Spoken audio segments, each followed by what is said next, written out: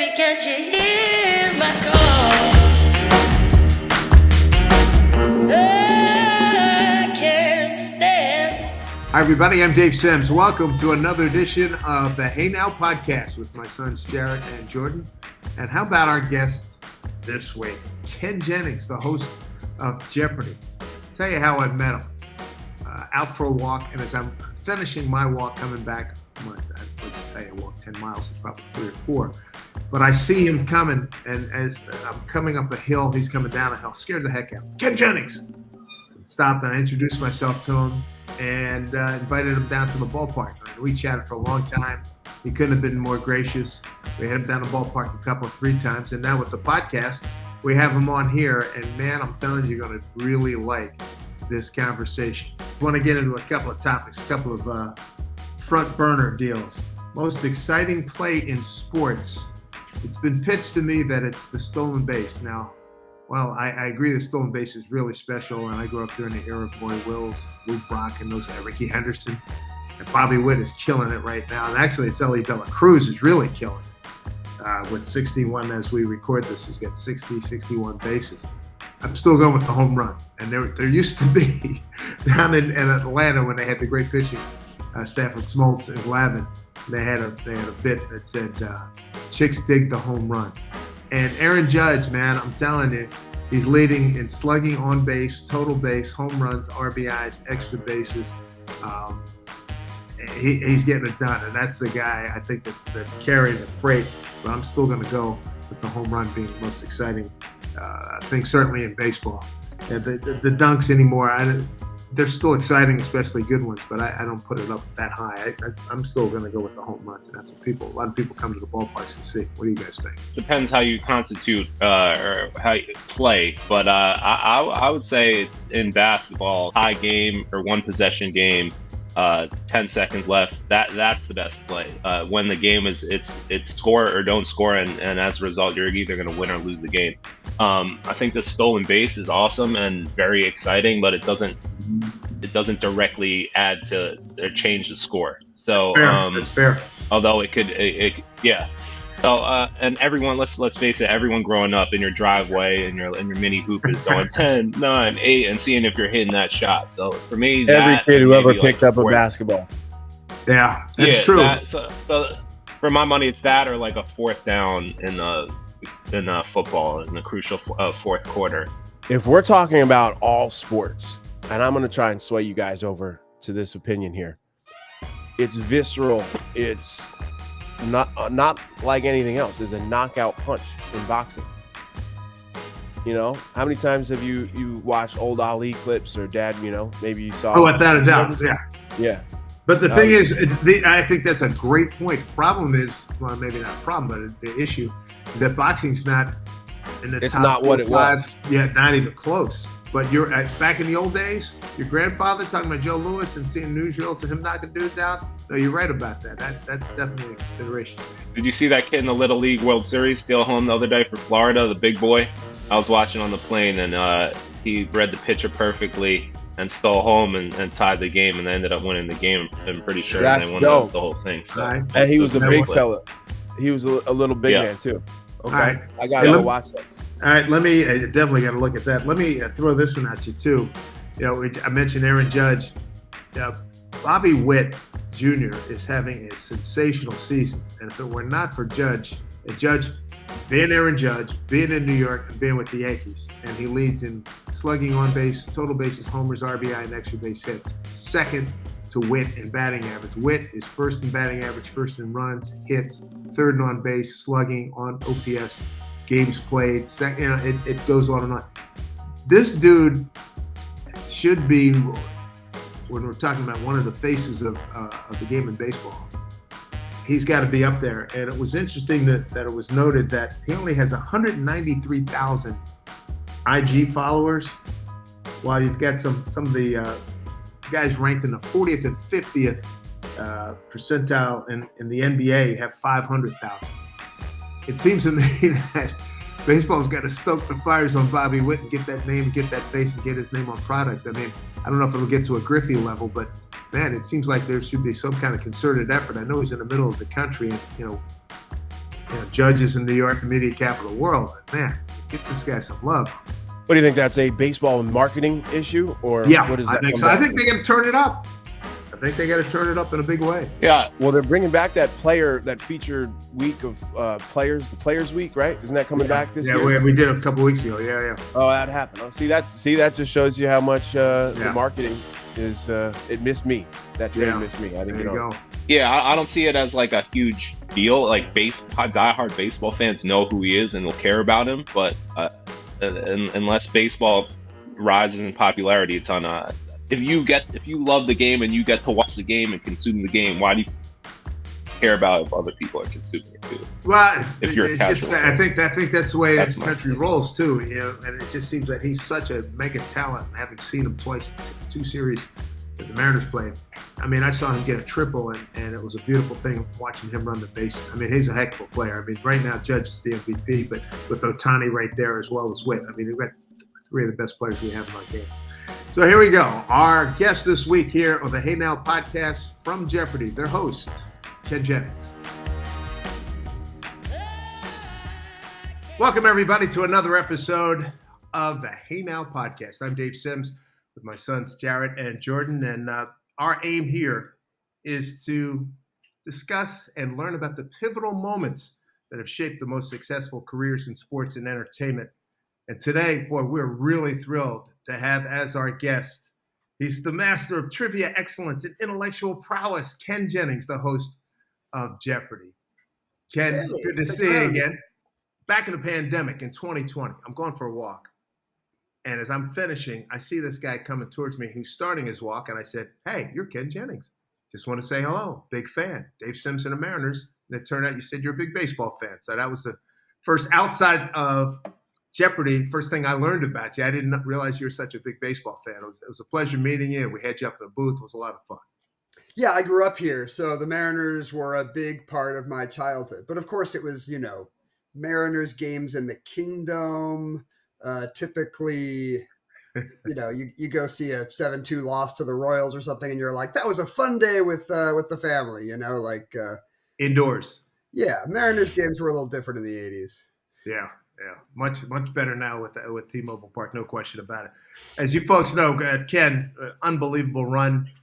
Made this transition from contestant to host, and following in the legacy of the late great Alex Trebec. And he's also a prolific author, written numerous books. We're going to delve into that in the history and his whole life now as Jeopardy. And I want to take a deep dive. First of all, you started as a software engineer in Salt Lake City. Catch us up on that. Bring us up to speed on some of this stuff here. I was, I think people my generation were aware that computers were the future. We were the first kids to have a computer at home you could tinker with and do stuff. And I never knew what I wanted to be when I grew up. In hindsight, I loved game shows. I loved weird facts. I was always the kid carrying the Guinness Book of World Records around. Get out of here. Really? Yeah, you guys, maybe you knew a nerdy kid like this who's always the largest pumpkin pie ever baked, or just the kid in Jerry Maguire, basically. You know what I'm saying? Yeah. Human head weighs 8 pounds. Is 11 feet long. The human head weighs. So that was me. And, but right out of college, I had met my now wife. We were dating pretty seriously. I realized I had been an English major, but I needed a job. And all my friends were working for internet startups because it was 2000. It was the peak of the .com bubble. Right. So I went to work for a local software company, and it turned out I was not very good at it. And I was not super happy. I was having a midlife crisis in my 20s. What have I done with my life? Is it too late to figure something out? And it turned out the thing was Jeopardy. I ended up trying out for a game show. Of all the things I could have done, I was should I go back to law school? Should I start a business? I'll take the foreign service exam and go work in an embassy somewhere. I ended up trying out for a game show. Oh, man. The rest is history, as you say. What was that? Walk us through that process. I mean, you have to get through probably thousands, hundreds of people, just to be in position to take the test. Yeah, today it's a lot easier. If you're interested, anybody listening is interested in Jeopardy, you can take the anytime test on our website right now. Go to jeopardy.com and just for funsies, take the test and see how you would do. Like maybe you'll be bummed because it's kind of a hard test, like if you watch the show, but you'll probably get a few right and you'll feel good about yourself. You'll think you stacked up. But back then this would have been around 2003. There were no virtual tests. You had to kind of wait for Jeopardy to come to your town. Right. Like, do you guys remember this? Like Wheel of Fortune would just show up at the mall and set up. Hey, we're going to be there. We'll see you next week, next Tuesday at the Somerset Mall. Yeah. That's exactly what it was. And like Jeopardy never came to my town. I was always waiting. And so I realized a friend of mine and I were going to be in LA, and I called up to be like, hey, are you guys auditioning that weekend? Like, could I come in to audition? And they say, look, don't do this. We get tens of thousands of people trying out every year. Don't like drive to LA just to try out for the show. Cause it's like 10 times harder. Like by the odds, it's 10 times harder than getting into like Harvard or Yale. It's a just numerically. That's saying something. Yeah. Numerically, it's a very narrow opening. And, they weren't auditioning that week, but my friends and I, they were like, but we are next Tuesday, come to the Radisson. And so my friends and I decided we would get back home to Salt Lake. And then we turned around and drove right back just to try out for Jeopardy, because now we were like, we're going to do this. And it's about the same as it is now. I think it's a 50 clue written test, like kind of the harder material from the show. Like if you watch Jeopardy, kind of the bottom of the board where the tough clues are. 50 of those really fast, hopefully too fast to Google. And then they grade the papers really quick. And like me and my friend were both asked to stick around and do a little in-person test. And that's really like, can these people walk and chew gum? Like stand up and play a little mock game. Like, because you want somebody not just who knows the answers, but can like smile and nod and remembers to call for the category. And it's a stressful situation, Dave. Like it turns out that on the show, a lot of people kind of are not on their game because it's stressful. It's like any sport. Like who performs under pressure? You don't know. Since you've started hosting, have you seen, just I'm curious, anybody who's really just frozen and like just couldn't handle it? And what was that like? Could you describe one of those instances? The funny thing is people are outwardly usually pretty together. So it just kind of seems like pretty chill. Hey, Ken. Yeah. How's it going? Let's play some Jeopardy. But what I know firsthand from having done is that inside it is a real roller coaster. It's super intense and it's almost surreal. Like you can't believe you're inside your TV doing this game, and like time speeds up. Like the game appears to last just a few minutes, and then you're like, what just happened? It's kind of a dreamlike situation. And so I always try to calm them down and tell them, like, just try to enjoy the moment. And I think you'll relax and you'll play better. Did you learn that from Alex? You learned that from Alex? Alex, I have to say, was an amazing host, but he liked to have his big entrance at the top of the show. He didn't want to step on his entrance by like coming out and chatting, So Alex never was like the horse whisperer who would come out and be like, it's going to be okay. Like I try to do that a little bit because I know how hard it is on the players. It's funny. But we've had people. I was just going to say, it's funny you say that. I called my mother-in-law because she watches, and our family has watched all the, going back decades and still does. And my mother-in-law was just like, Ken has a more personal touch.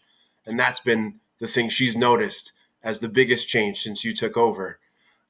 So you just kind of spoke to that. I think was that something that you had in mind, given your experience on the show, that you would play it that way once you became host, or is it just came about naturally? Yeah, I was just a contestant off and on for almost 20 years. So when I walk onto that stage, I still think about how it felt that first day. And so I just can't help it. Like when I see these three people, I'm always like, you poor people, I know this is intense, but we're going to get through this. It's going to be okay. This is going to be fun. I promise. And I've had tears, somebody realized that she made the wrong wager and then that it was too late to change. And you could just see her face fall when she realized she had done the math wrong. And so, we kind of just had to wait. And so, we have contestant producers to kind of console her and try to talk her back. And, and then the show must go on. But like, did you have to stop tape like that when somebody's like getting ready to? The one time we ever stopped tape is during that break before Final Jeopardy, so the contestants can wager, because there's math involved. So we want to give them a few minutes. And so we were stopped down. And yeah, we just had to pause and kind of like, wait for her to kind of come back and work through those emotions, because you're absolutely feeling a lot of things. It's intense. Wow. That's crazy. That's crazy. So in your 74 game streak, and you as a sports fan, we were talking about this in our meeting beforehand. What's likely to fall first, Joe D's 56 game hitting streak or your 74 game streak in Jeopardy? I think you're in good shape, my man. No, I actually think the Jeopardy record will fall before you. I think. What? Because?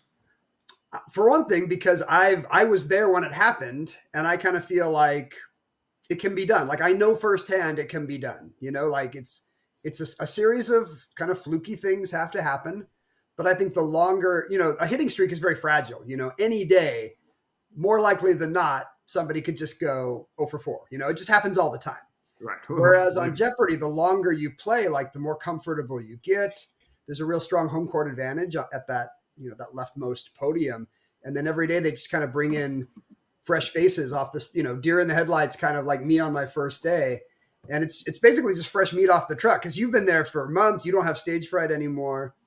So unlike a hitting streak, that gets easier and easier. And I hope I'm hosting when that gets broken because I think it can be done.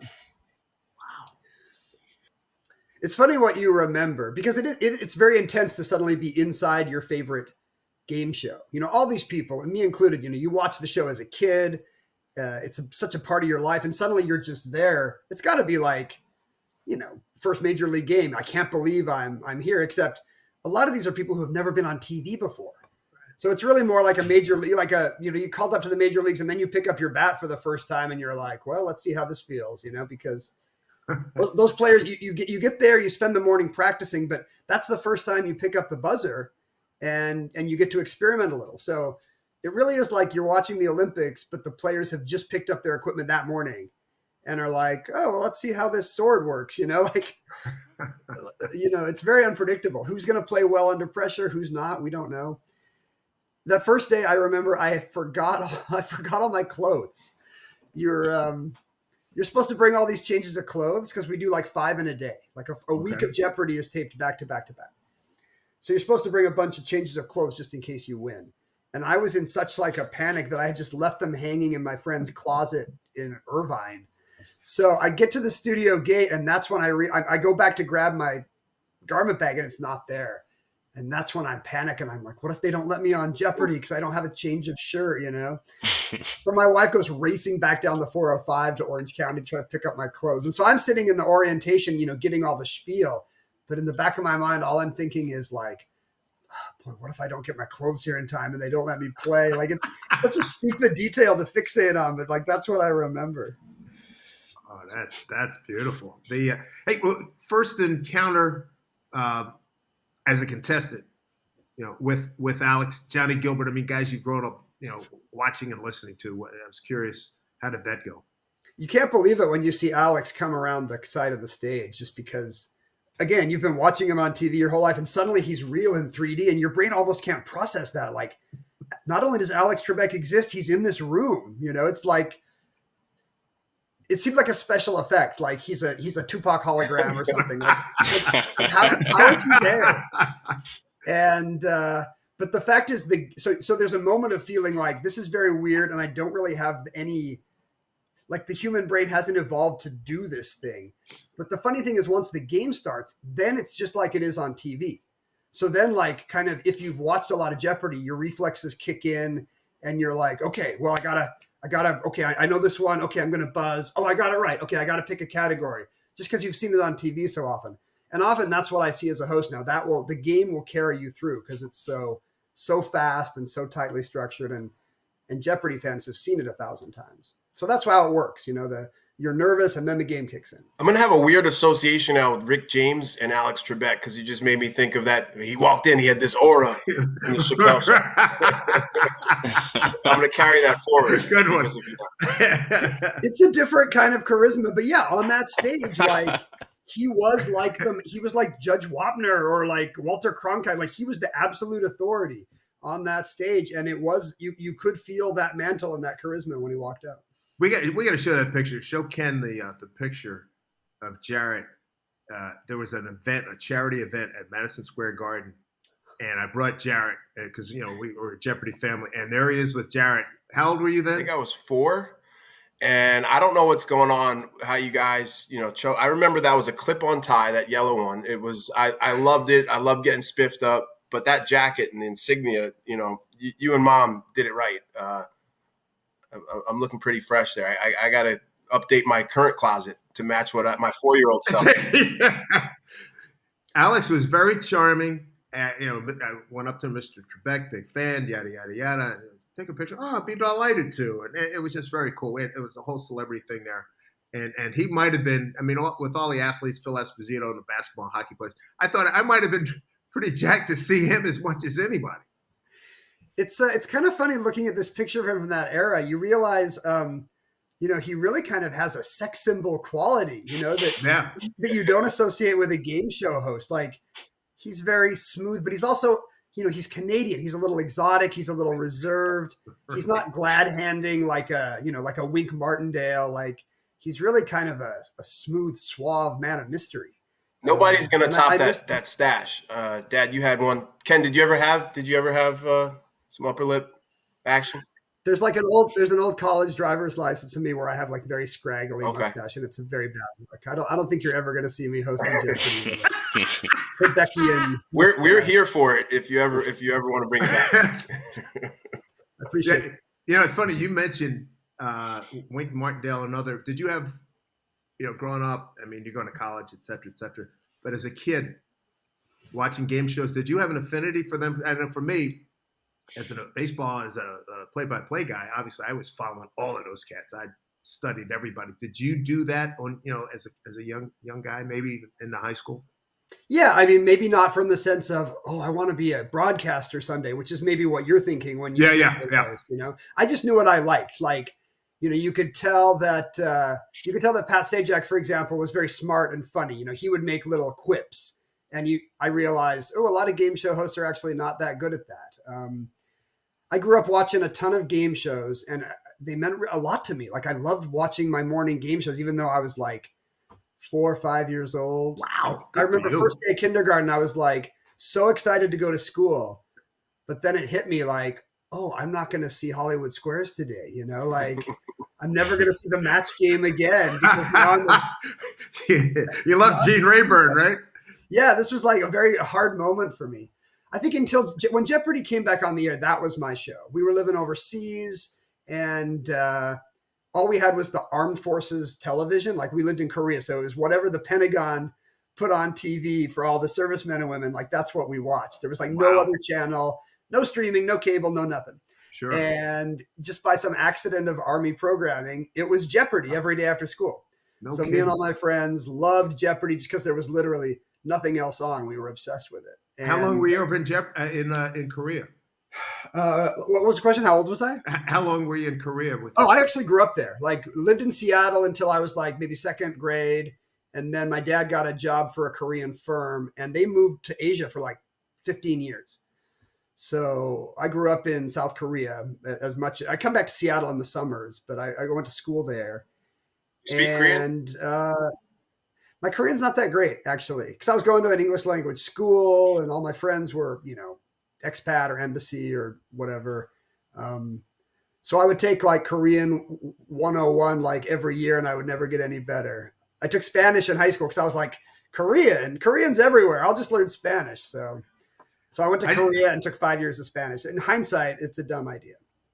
Kamsamida is the only thing I remember from the '88 Olympics when I was with NBC Sports doing track and field that year. Kamsamida. That's very good. Your accent's good. Wow. That was very big for us in the '88 Olympics because like we never saw any famous athletes or anybody. Right. And then suddenly, it's the '88 Olympics, and like, the basketball team is coming. Danny Manning and David Robinson and all these guys are coming. I get off my school bus in front of our house, and Ahmad Rashad is on the street doing like a stand-up in front of the market. And I'm like, that's Ahmad Rashad, and he's like on our block, like it was mind-blowing because nobody came to Korea in 1980. Yeah. He was smooth like Alex from that picture too. He had that thing going on too. He was a beauty too. It is a beauty. Oh my God. And Itaewon, I remember buying suits over there, Ken. That's where we saw. That's where we saw Madra Shot. I lived on the hill above Itaewon. Yeah. So Okay. that's nice. All right. You're getting cheap tailored suits, Dave. You know what's up. Hey, I wore them out. Let me tell you. And I tell you what, they turned those suckers around in a heartbeat too, man. I remember with the great Charlie Jones, we went in there and we're buying stuff. He says, "Come on, it's not like you're coming back to Korea. Buy the damn suit." My Get dad something wore for your wife. My dad wore those Itaewon suits for decades. They had his name monogrammed, and I'd be like, "You probably paid like $60 for this." Like they were so cheap back then. Happy to have them.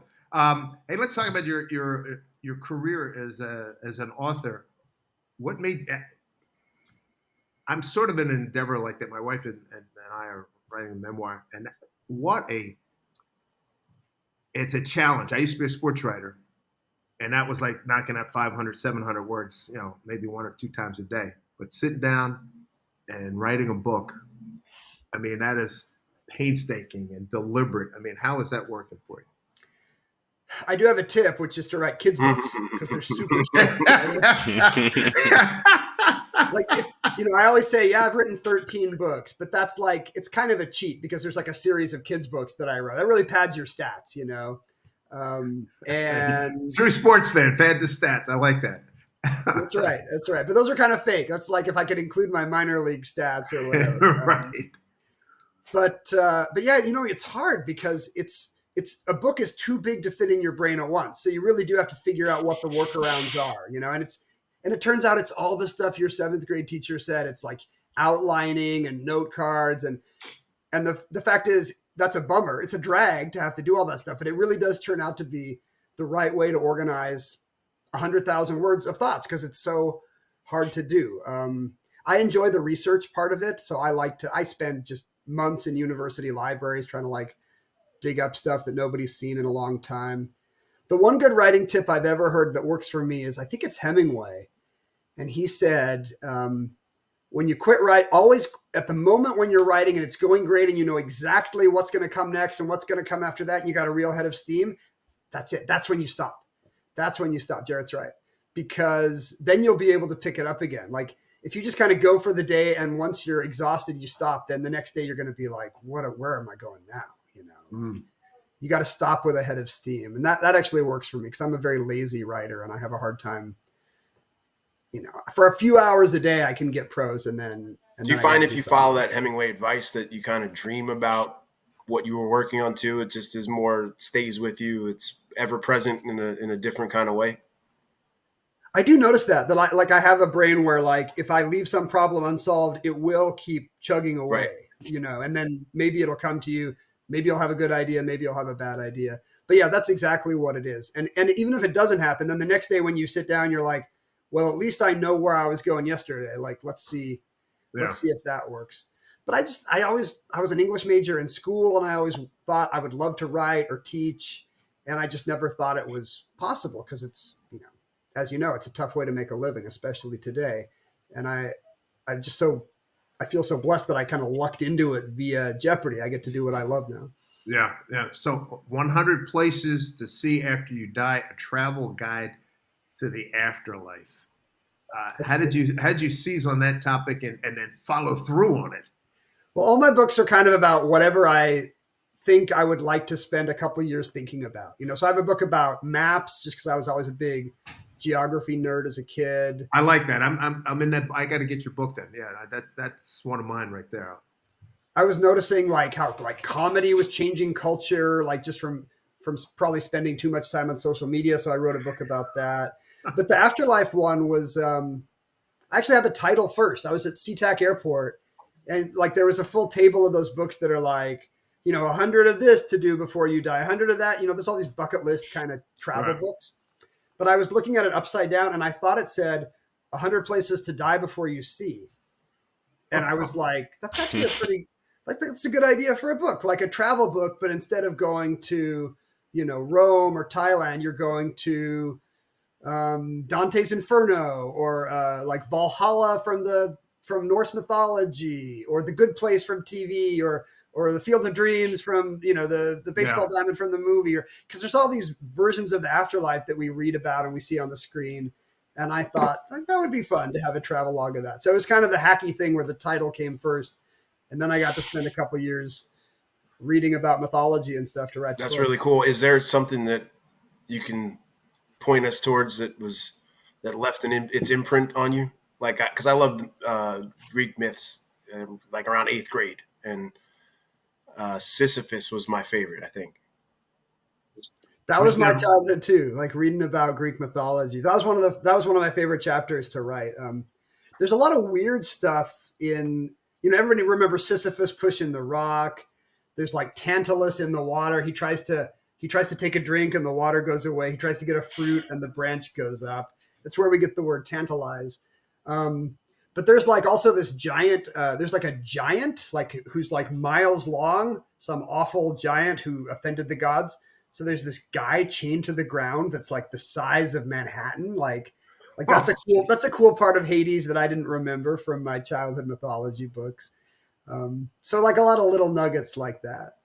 Yeah, I was just thinking, Ken, you mentioned social media, being on social media, and I'm wondering how trivia has evolved with technology and social media, and where do you see like the world of Jeopardy and game shows going in the future, as it relates to those two things?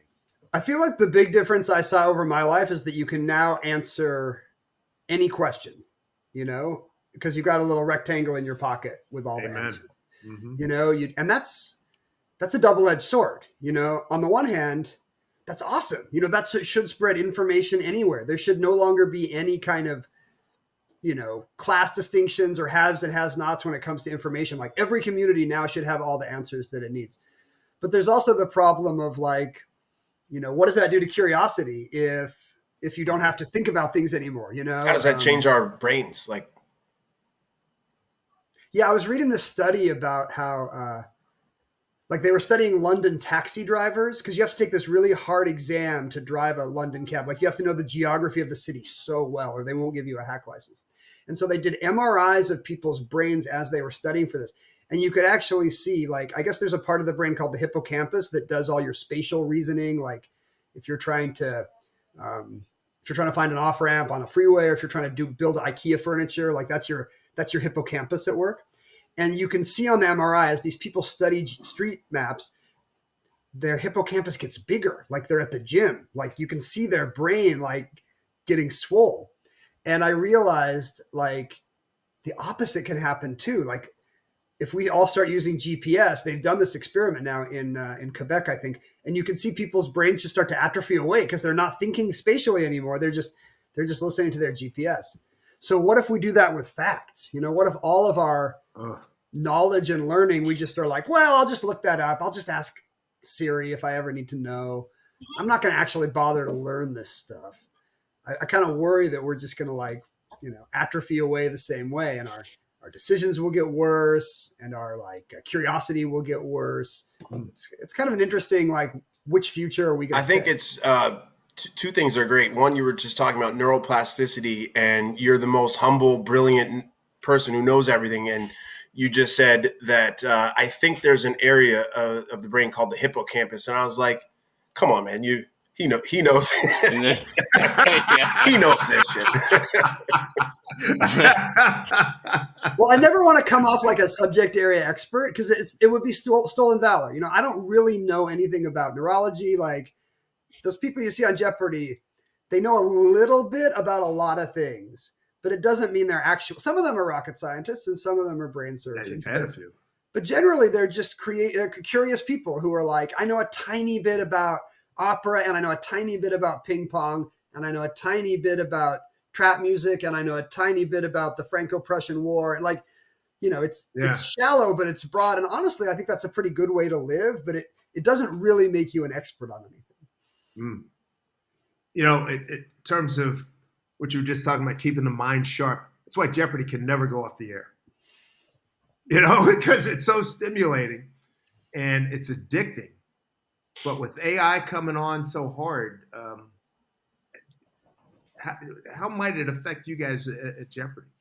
Well, I think about that a lot because I was on stage back in 2011 or whenever it was when IBM had that kind of very primitive algorithm by modern standards that would play Jeopardy, Watson. Right, sure. And it was amazing. Like I had signed up for that match because I had taken enough AI classes in school to know that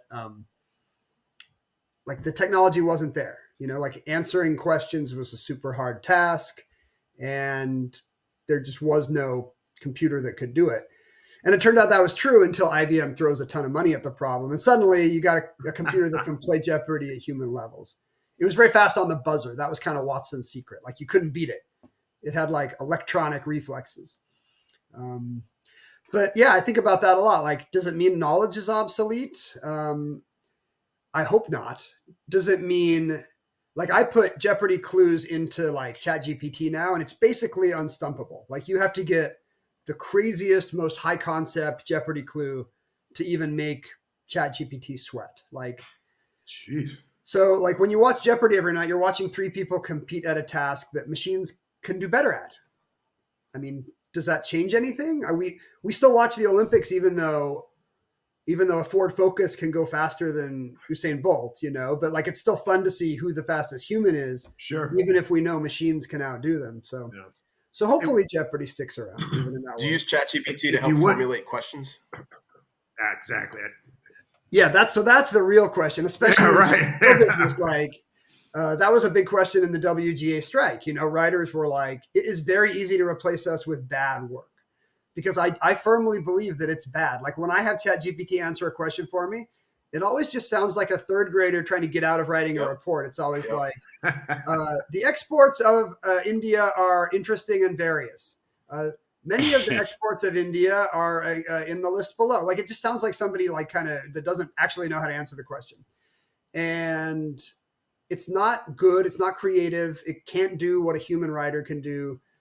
Jeopardy writing is actually one of the toughest jobs in town, I think, because there's so much of it, like 12 categories a night plus final. They have to write 5 clues in every category plus a bunch of spares just in case something goes wrong.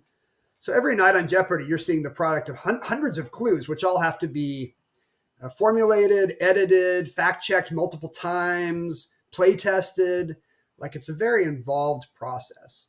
And they're always trying to make it new because, we've done 9,000 shows now, millions of clues, and we're always trying to look for the new angle, the new joke, the new gimmick, whatever it is. And that's what AI is terrible at, is innovation. So, I believe AI looks like it can do a lot of these writing tasks, but it would just make them all worse, and it would just make everything crappy. And I hope it doesn't happen. Hey, let's go back to the nuts and bolts, which you were just talking about. How big a team? Give me some background on how big a team that you have, the writers, because when you just throw out that show number, 9,000, and what goes into one show, and you're banging out 5 shows in a day. I mean, holy, and what's the preparation leading up to that one day where you can bang out those 5 shows? It's just a never-ending treadmill. We do 230 shows a year. Like, right. It's insane, SNL is famously crazy, a crazy breakneck working environment.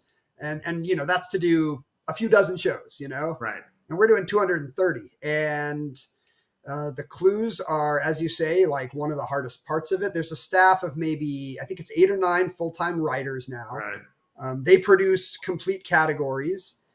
And then those get assembled into game boards with some balance in mind. Like, okay, we want to have a pop culture category. Let's make sure we have some movies or TV or sports or something here. We want to have one that's got some wordplay. Let's have some serious academic stuff, but we want to make sure there's not 2 science ones. Maybe there should be history and geography. So there's a lot of that. That's a lot of decision making, man. Yeah, there's 2 head writers that kind of take all these submitted categories and try to balance in game board. You got to order the clues. What's your role in that? Like, what's your in that process? Where do you come in? I come in at the very end. Like all this work has been going. There's a workflow that's been going on for months. Yeah. And then I show up and get all the glory. It's amazing. People think I'm just making that stuff up when I talk. Like this largest city in Croatia. And they're like, Ken, how do you know all that stuff? Well, there's a team of like 9 You didn't writers. write all the categories and clues yourself? Yeah, just off the top of my head. Like it's just all ad lib every night. What are some of the other misconceptions people have about the show that I'm sure a lot of people come up and ask you, like you just said, about you perhaps writing all the questions? What are some other misconceptions? People think the show is live somehow. Whoa. Like like Alex was once at a book signing in Union Square at Barnes and Noble in New York, and this lady is like, "Who's hosting Jeopardy?" And Alex is like, "Well, I am. My name is Alex Trebec. I'm the host of Jeopardy." And she's like, "No, who's hosting Jeopardy right now? It's 7:00." You know, like, what are you doing here? But of course, that's not true. We do 5 in a day, months in advance typically. So I can still live in Seattle and commute down. Do you bang those out? I remember reading about Sajak. They do a lot of their stuff like almost all in January. I mean, how does your schedule work in terms of tape? We kind of have to go throughout the year, mostly because I think of the writing bottleneck, that we've got to produce this insane amount of material, just hundreds and hundreds of clues every week. I think I remember when Aaron Rodgers was guest hosting for Jeopardy, he was like, well, all they have to do is just do it in the off season and I can do both, And I was like, look, Aaron, like leave something for the rest of us. Leave something for the nerds, buddy. Like, I don't want you in the Hall of Fame and hosting Jeopardy. That's crazy. He actually thought that he could pull that. I mean, he wanted that job. He was good. Like, he was a genuine fan of the show. He'd been on before, and he was so excited to be there. He was going through the merch closet and like trying to get like cool old sweatshirts and stuff. I'll take one of those, a couple of these. Those kind of deals. Like when my wife was watching all the guest hosts, she was like, "Oh, he's the best one by far." And I was like, "Well, tell me what he's doing. Like, what do you mean by that?" And she thought about it and she's like, "Well, he's very handsome." So it turned out that's what my wife wants in a Jeopardy host. Is better looking than me. Hey, Ken, I have a movie pitch for you. You ready? Okay. Ken Jennings, Aaron Rodgers, buddy cop movie. I don't even know. I guess he's the bad cop. Yeah, no, right? I think that's right. So good cop, bad cop, vaccinated cop, unvaccinated cop. Oh, well done. There we go. Well stroked. Well done. That's why you run Jeopardy. That's and what part of the force are you guys working homicide, or is this like narcotics? What do you think? I feel like this is some kind of Vice thing where we have to go undercover. Like we can't pull off the 21 Jump Street in high schools, but maybe maybe I'm infiltrating tech companies. Okay. I don't know how this works. White collar crime. We need to have a separate conversation on this. You guys are already rolling. Let's hey, reboot the Hardy Boys. Hardy Boys. That's a good one. You were talking about that lady at Barnes and Noble in Union Square. We live in New York when we're not here in Seattle. Wackiest thing, a fan has come up to you and said, you must have a top 10 of that list, man. Jeez. I mean, I can only imagine. Well, the funny thing is people will often just walk up to me with a very hard trivia question ready to go. Like their whole life has been leading to this moment. Like they're the young gunfighter and they see me and they're like, I'm going to stump this guy. All you need is a music soundtrack. Like I was, and it's always just some impossible thing. I was like, my mom was an elementary school librarian and I went to her school to tell the kids about reading or whatever. And one of the teachers comes up to me and is like, what was the name of Clark Kent's apartment building in the old 1950s Superman TV show? And I always just try to get them wrong because it's like less work for me. It's more fun for them. And I was like, buddy, I don't know. That's a tough one. And he was, I don't know. And he was like, that's right. You don't know because it was only in one episode. Oh, no. I got a good one. And this is New York City related. I'm on the radio once in New York. And people they want people to call in and stump me. And I'm like, okay, this is going to be death, but whatever. And this lady calls in and she's like, I've got a trivia question for Ken. There was this place up on like Morningside Heights, like, I don't know, 130 something. My mom used to buy shoes there in the 50s. And I'm like, okay. And she was like, what was it called? Oh, for crying out loud. My mom used to buy shoes there in the 50s. That's not a trivia question, ma'am. Sorry, that's not a trivia question. Since you're such a big sports fan, how have you found your contestants, their reaction to knowledge of sports world? And I'm not talking about they don't have to know about Chief Bender and the 1910 Connie Mack A's or any of that kind of stuff, but fairly recent stuff. I know you know who Chief Bender was, yada, yada, yada. But how's that work for you? Well, you've probably seen the viral clips of Jeopardy players not always being awesome at sports, right? Have you guys seen this? One of Alex's last shows, there's like an NFL category, and it just goes 0 for 5. Like he they got show a pissed. picture of Tom Landry and nobody Right. knows, or it's like it's kind of like very casual fan type stuff. And you realize there are two kinds of people. Like there are people who know like everything about sports, and there are people who know nothing about sports. And so we have to be very careful with that on Jeopardy, because we don't want to get a situation where, like, Jeopardy's never trying to stump anybody. Like, that's bad TV when 3 people are like, duh. Boop, boop, Yeah, boop, I've boop, seen a oh. couple of those. Yeah, you're right. Oh, That's exactly you're right. out of time. Who are the Houston Texans? Like, you don't want that vibe. So we're always like just praying that they'll get it right. And so we calibrate the sports very carefully. So just in case that day we have 3 people who are like in the non-sports world. Wow. But if you ever play bar trivia, you'll see it. Like, you got to have one person on your team that's the sports expert. Without a doubt. Otherwise, you'll have 3 people who are good at, like, music and here's pop music, and I know geography and I know history. But then you got one guy that's just sports, because that's kind of how it works. Your favorite categories? I'm a pretty big movie buff, so I would always do the movie stuff. Wanted to. You like the golden age? Yeah, like everything. Like I just did the Okay. TCM Film Festival because Alex used to do that, and so Nice. like people watching amazing old movies from the 30s and 40s on big screens. Like that's very much my thing. I like Mankiewicz when I see some of his stuff. I think he does a great job with the interviews.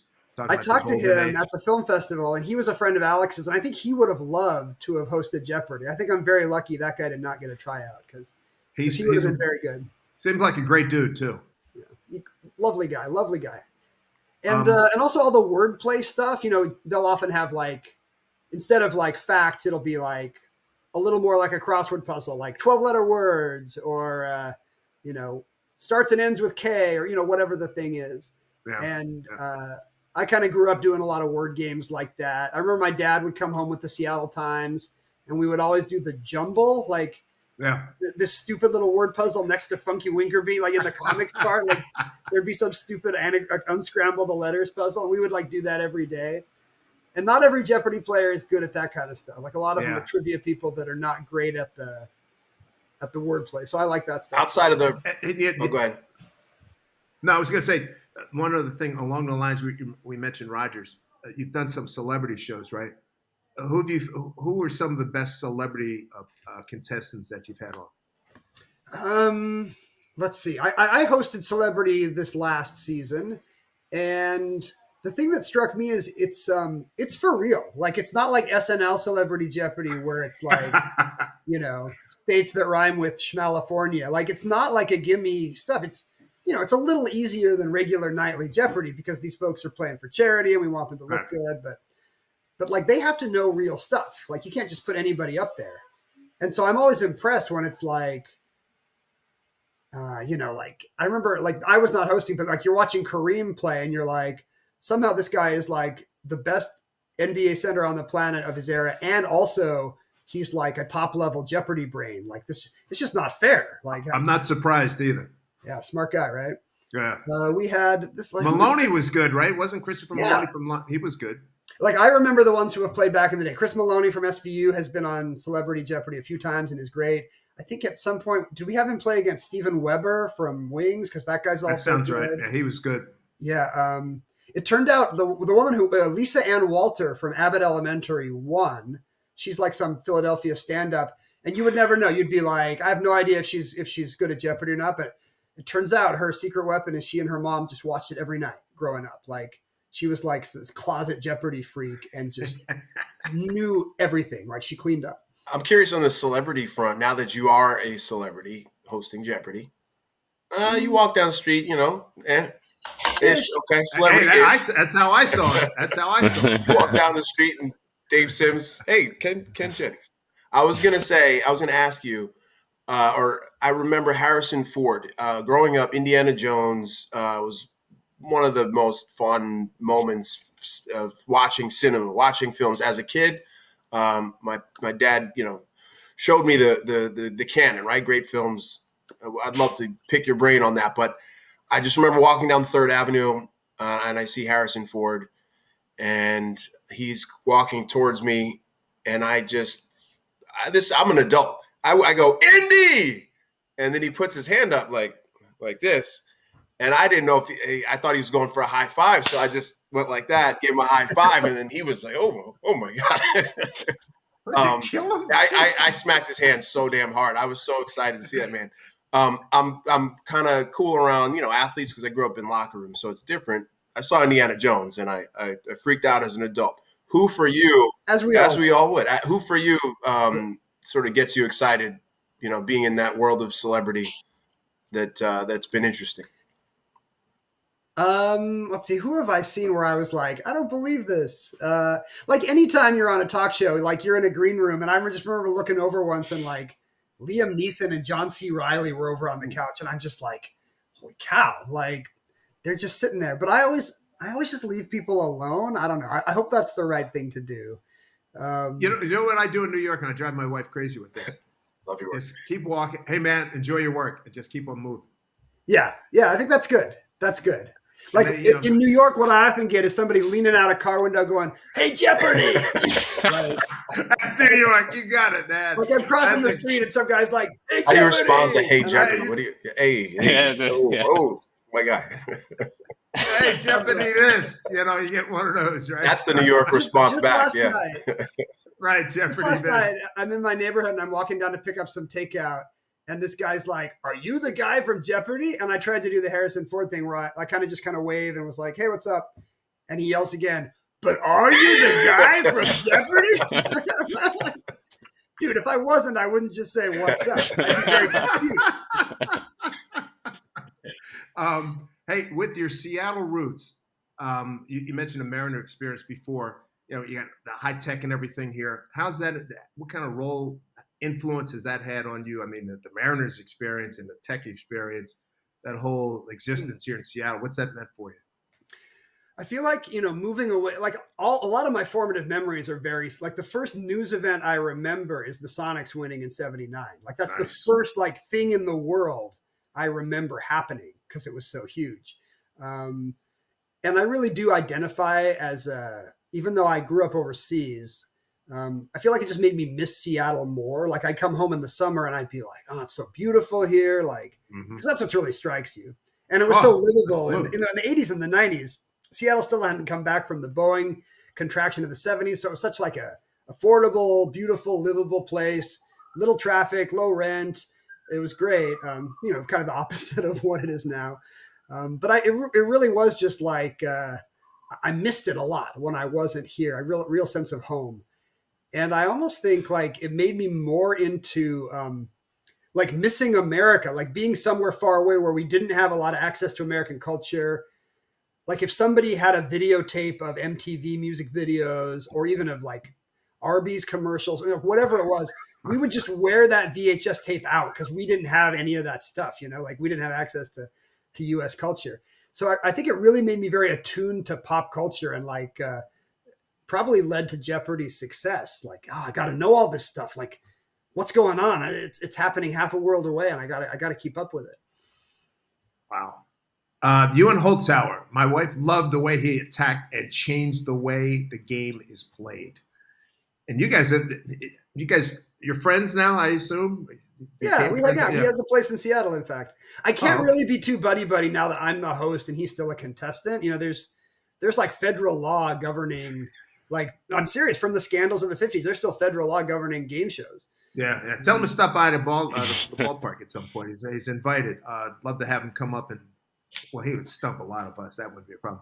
But what did you think? What did you think of the way he changed the way the game was played? Because didn't you play traditionally going straight down? Well, everybody did. Yeah. Everybody did. Like when I was on the show, you would just kind of play in order. Nobody was hunting for daily doubles. And the big thing is you wouldn't bet big on a daily double. You'd get one and you'd be like, I should make a sensible financial decision here. 2,000, Alex. You just say some kind of low number. And it turned out to be totally wrong. It was exactly a Moneyball kind of situation where everybody had been doing the probabilities wrong. Like in the movie Moneyball, I was one of those old timey scouts that was like, his wife's not pretty enough, or whatever. I don't like the way he walks. Like all these, yeah, exactly. Like, all these stupid tells that turn out do not actually correlate with Jeopardy's success. And this guy, he's a master of the odds. He's a gambler, sports gambler, poker guy. Like, he's very comfortable with big sums of money, very comfortable with odds and probabilities. Yeah. And he's one of the ones. There had been other players who had done this, but he correctly realized you got to put the game on the line at the daily doubles, because historically daily double conversion is very high. It's like 75% maybe, and Final Jeopardy conversion is much lower. So in a perfect world, you run away with it before Final Jeopardy. Like, you put the game away in the early innings.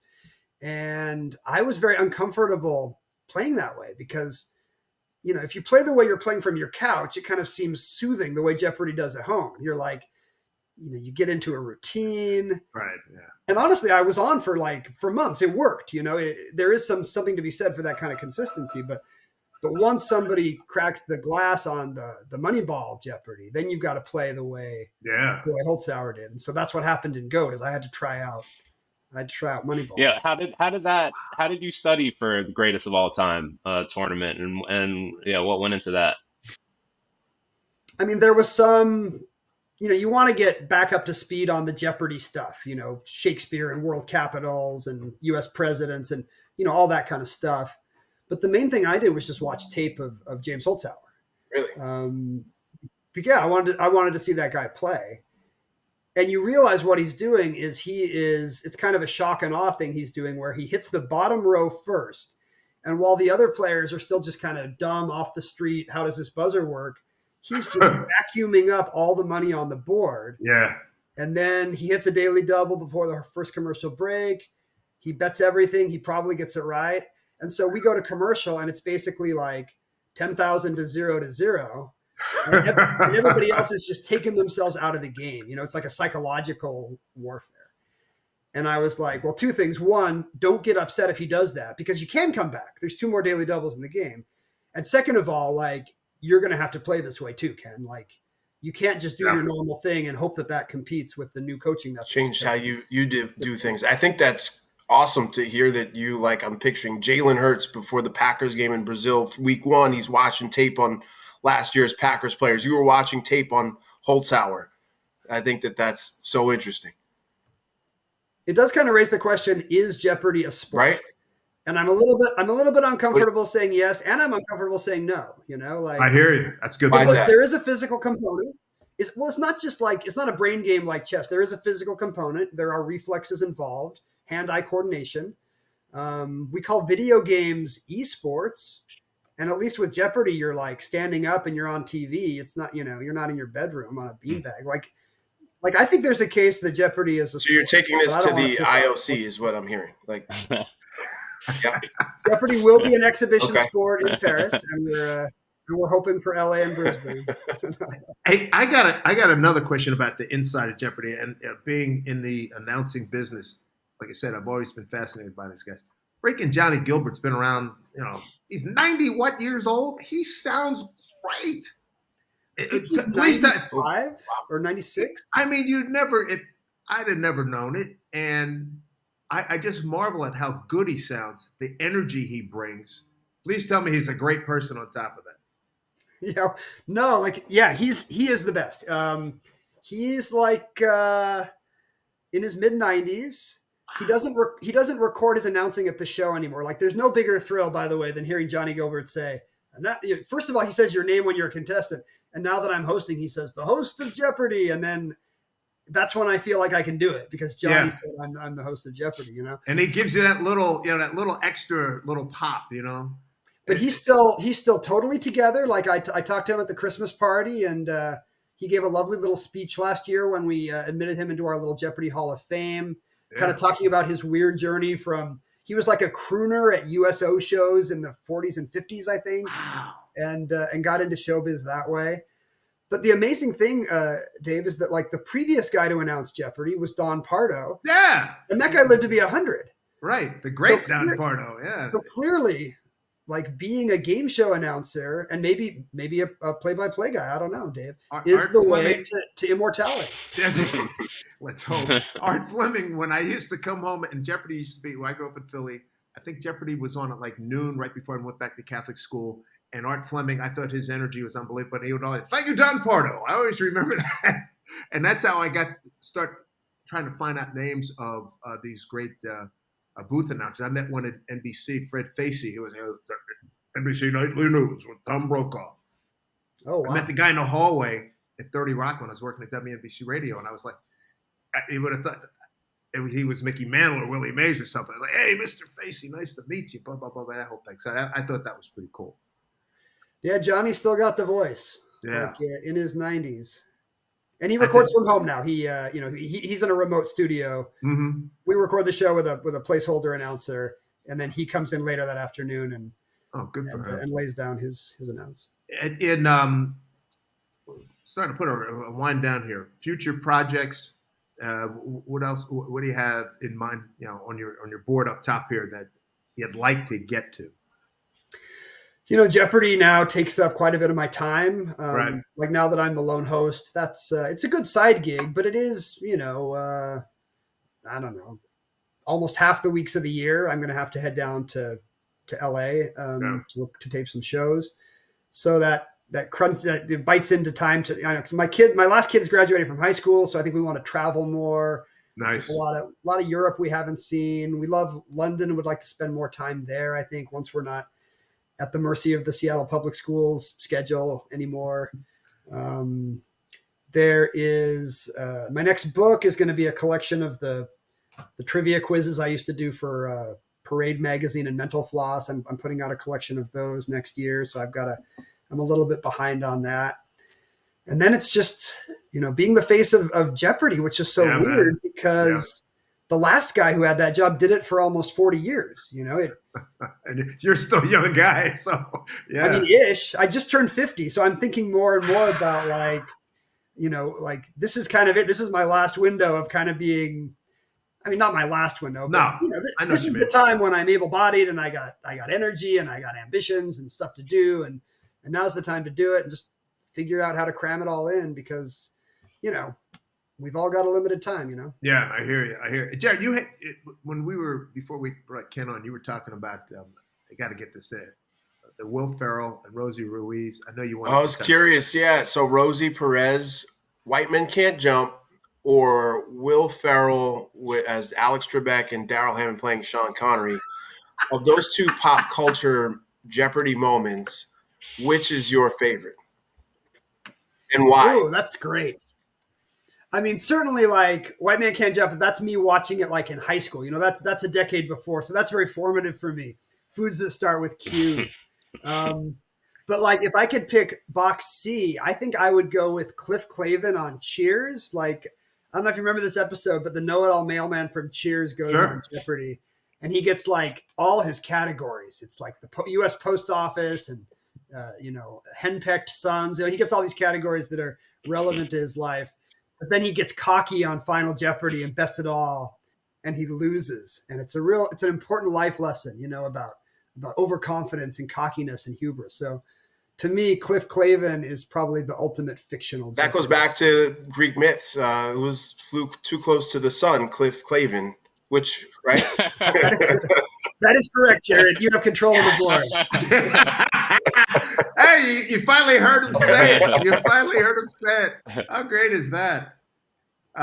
Jordy, you got any final comments? Yeah, I have a random question. What are some of the weirdest ways you've seen contestants try to figure out the signaling device and press it? Because I see a lot of people go regular up top. I saw during Masters, was it Yogesh? He's doing like something like that. You see a lot of weird different attempts. Yeah. Well, people will actually build replica buzzers at home now. Uh-huh. Like we're in such a professionalized Moneyball era that some Jeopardy wannabes and past champs do have like basically simulators. You said it's a sport. Where they there you go. Like, you got to have your batting cage or your driving range or whatever. Yeah. And so people will practice different techniques at home. How much caffeine do I need in my system to have best reaction time? Holzhauer doesn't wear a dress shirt or a jacket because he likes to have the fluidity. He'll often be in a Henley because he likes to have the freedom of arm movement, like shoulder movement. But yeah, it kind of depends on the person. Like Sam Buttrey does a two-handed thing, and he thinks that gives him better stability. I've seen that, yeah. Like Yogesh was just trying everything because, like he'd get frustrated if he doesn't get in. the thing about the buzzer is you're playing against two other people. So it's not like a regular sport where, you want to have possession half the time. Like you're lucky if you get in a third of the time because three people are playing. Like a good game is like you're missing 2/3 of the time. It's more like an at bat, So you really have to get used to the idea that you're not always going to get in, but you just have to not get frustrated and pick your spots. Like I'm left-handed, but I buzz with my offhand. Like Because? I think it's because I grew up using a computer mouse right-handed. So I'm always kind of used to that being my button finger. Maybe I learned to do like Atari joystick right-handed, or a lot of sports things I learned, like Frisbee. I'm right-handed because that's just what people taught me. So it just varies by sport. And for whatever reason, I'm faster right-handed. But you just got to try what works for you. Yeah. Did you play sports in high school? Yeah, but I'm not good. Like I really enjoy basketball, but I'm terrible. So all my friends were like on the team, and even though our school was tiny, I was still like not good enough to be on the team. So I'm more of an enthusiastic than you didn't keep stats or something? What's that? You didn't do stats or something on the hoop team? That was my thing for sure. Like I was very much I was into all that Bill James stuff in the 80s, like advanced stats. I was trying to I love the NBA, but I was trying to figure out how you could make that work for the NBA, but we didn't have the data back then. We didn't have all the where the shots are coming from and all that stuff. And I got it now. You got it now. Like it's a utopia for nerds like me. Man. Hey, Ken, thoroughly enjoyed this. Before you, and next time you're in Seattle, next time we're home, stop down to the ballpark. Love to see you. Bring you up to the booth. Appreciate you giving us some time. We really enjoyed it. It means a lot to us. And thank you very much. Really appreciate it. This was so fun. I look forward to seeing you at the park. Go M's. Thanks for joining us, everybody, on the Hey Now podcast. We really appreciate it. Hey, for my Seattle friends, an update and a piece of news for you. As you may or may not know, I'm 8.5 years out as a prostate cancer survivor. Very lucky. Thank God. Knock some wood. Coming up on Tuesday, September 10th, the Mariners, along with our partners, Virginia Mason Franciscan Health, holding a free screening of prostate cancer. You guys 50 and older, even 40 and over, and especially African-American men. I really, if you haven't been tested recently, I really suggest and recommend that you get this test. I had no symptoms at all. And the only reason I found it was because we were redoing an insurance policy. Took a test, it came back, the PSA was high, and we got all over it and went to some experts. Next thing I know, I do have prostate cancer. We got it taken out January 15th of 2016, Dr. King's birthday. But you got to have a ticket for this Tuesday, September 10 event. Free screening, thanks to our partners, Virginia Mason Franciscan Health. Very, very important. And for more information, head over to our Hey Now socials, and I'll have even more information. But highly recommend, if you're 40 and even especially 50 years of age or older, to get the test. It's harmless, painless, it's just a blood test. The life you save may be your own.